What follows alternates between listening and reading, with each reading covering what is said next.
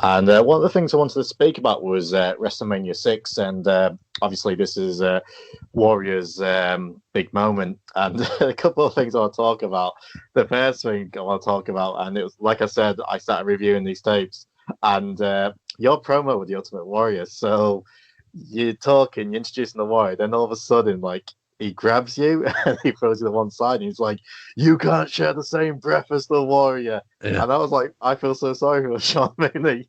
And what was like doing that interview with him, but also, like, obviously, this was the Warriors' big night. He became champion, and some people's labeled the run as a failure. I don't personally, but what was Hogan's reaction to like when Warrior became champion? Because so you hear, like, I don't know if it's true. He was like, "Yeah, Vince will be calling me back in about 9 months to become champion again." So, what was the Warrior like that day and him becoming champ? Wow.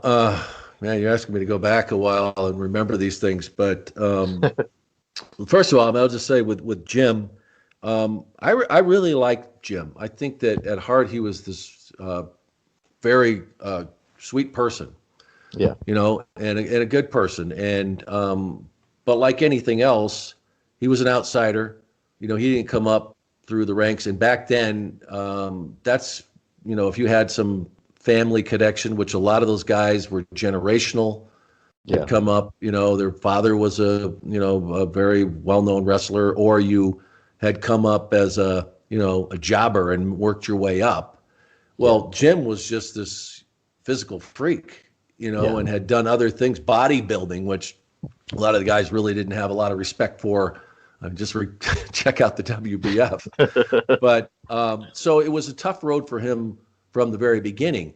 yeah, But Vince knew, man, he had lightning in a bottle with this guy. He knew that he had everything that he needed to become a huge star. yeah, And even though he'd had some experience before he got there, he was still, man, really green.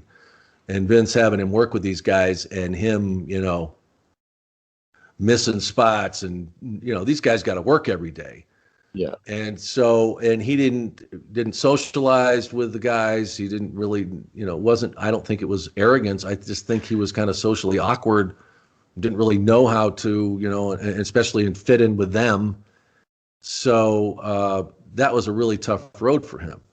And then the fame and the money. yeah, yeah, It's, you hear that story over and over again from people when it just comes like that, and you can't go anywhere. You're worshipped by and everywhere you go, and so I think that got to him a bit. But in answer to your question about that interview,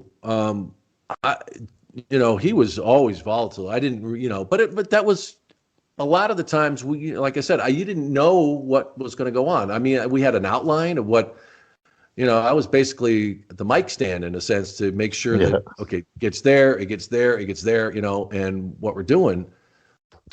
So that was fine. I never had any problem. The problem I always had, at least in back then, was that, you're not supposed to touch me. You're not supposed to grab me, because then I'm in a real awkward situation. I'm certainly no tough guy, but you can't make me look like a wimp, yeah, And then the other part of it is, Vince was very much, very, very, it was important to him that I was this credible news person or whatever. That was kind of my thing.